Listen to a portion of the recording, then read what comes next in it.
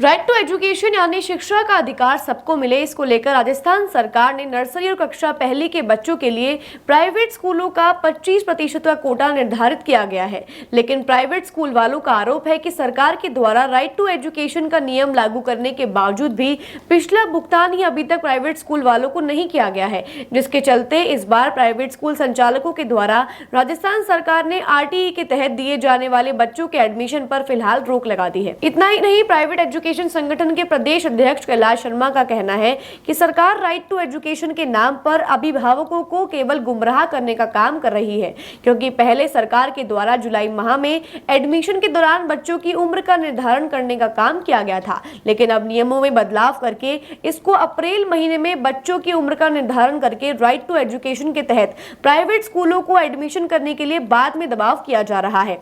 School प्रशासन का कहना है कि अब ऐसे में जबकि मई महीना चल रहा है और सरकार ने अप्रैल महीने में बच्चों की उम्र का निर्धारण अचानक से किया है, जो कि अप्रैल महीने में नए एडमिशन राइट टू एजुकेशन के नाम पर देना संभव नहीं है। साथ ही प्राइवेट स्कूल वालों का कहना है कि सरकार ने पिछली फीस जो राइट टू एजुकेशन की प्राइवेट स्कूलों की अभी तक बकाया है, वह भी प्राइवेट स्कूल वालों को नहीं दी गई है, जिसके चलते प्राइवेट स्कूल के द्वारा फिलहाल नर्सरी और कक्षा पहली के विद्यार्थियों को इसका लाभ नहीं दिया जा रहा है।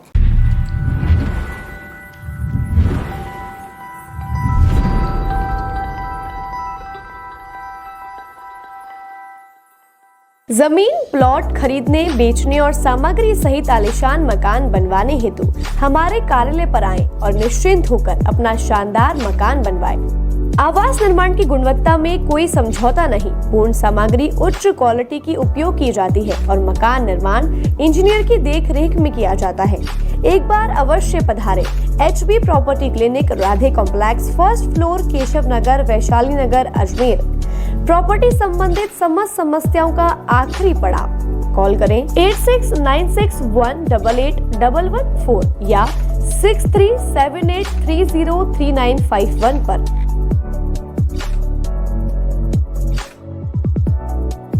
माध्यम से कहना चाहता हूं कि RTE अधिनियम या तो सरकार बंद कर दे या इन अभिभावकों को गुमराह नहीं करे कि हम लाभ दे रहे हैं। ये सब झूठी बातें हैं सरकार की, कोई ये लाभ नहीं दे रहे हैं। और निजी विद्यालयों को दबाव डाला जा रहा है। अभिभावक और हमारा संबंध हमेशा अच्छा है, अच्छा रहेगा। अभिभावकों का अभी भी हम सम्मान करते हैं, लेकिन सरकार इसका समय पे भुगतान करे। और प्रारंभिक कक्षा की बात करते, चाहे कोई भी CBSE स्कूल हो, चाहे बड़ी स्कूल है, तो सरकार हमें पैसा दे, हम प्रवेश देने से मना नहीं करें। हम तो आज भी प्रवेश देंगे। कल भी हमारी टीम कुछ स्कूलों के अंदर पहुंची, लेकिन वहाँ पे आनाकानी कर रहे हैं जवाब देने के लिए। आनाकानी करने का मुख्य उद्देश्य समय पैसा नहीं देना। अन्य प्रारंभिक कक्षा, अब आपकी एक तो ये निश्चित करें सरकार प्रारंभिक कक्षा कौन सी है। आप नर्सरी करना चाह रहे हो, फर्स्ट करना चाह रहे हो, अच्छा दोनों ही करना चाह रहे हो, तो दोनों का पैसा तो बच्चा तो प्रवेश हो रहा ना। आप गुमराह कर रहे हो अभिभावक को। अभिभावक बेचारा परेशान हो रहा है। परेशान होने के बाद आज उस बच्चे का एडमिशन नहीं हो रहा तो गुमराह परेशानी होगा ना। तो सरकार RTE अधिनियम के सही नियम लागू करे और स्टेप बनाए ताकि अभिभावक इसमें गुमराह नहीं हो। मैं आपके मीडिया के माध्यम से एक सरकार से अपील करना चाहता हूं कि सरकार पैसा समय पे दे। RTE अधिनियम में जिस उद्देश्य से बनाया है, गरीब और असहाय बच्चों के लिए अच्छी स्कूलों में शिक्षा प्राप्त करने के लिए, उसको सही रखे। बार बार उसको चेंज नहीं करें। नियमों को एक उद्देश्य लेके चले ताकि हम सरकार को भी कोऑपरेट करें, अभिभावक भी संतुष्ट और जो गरीब बच्चे हैं वो अच्छी शिक्षा प्राप्त करते। यही हमारा मुख्य उद्देश्य है। आपका नाम? प्रदेश अध्यक्ष कैलाश शर्मा, राजस्थान प्राइवेट एजुकेशन महासंघ, अजमेर। सर, RTE को लेके जो प्रवेश हो रहे हैं ना, गवर्नमेंट ने तो ये रूल्स निकाल रखे हैं कि RTE का जो प्रवेश है वो आप ऑनलाइन लॉक करके डायरेक्ट है ना आप स्कूल में जाके उसकी प्रक्रिया को पूरी करो। लेकिन जो स्कूल वाले हैं वो ये बोल रहे हैं कि आप स्कूल तो लॉक कर दो, लेकिन आपका प्रोसेस हम जुलाई में करेंगे। और दूसरी समस्या ये आ रही है कि वार्ड की, जिस वार्ड में आप रहते हो उसी वार्ड की आपको स्कूल फिल करनी पड़ेगी। लेकिन गवर्नमेंट ने जो ये रूल्स निकाला है वो रूल्स ये गलत है।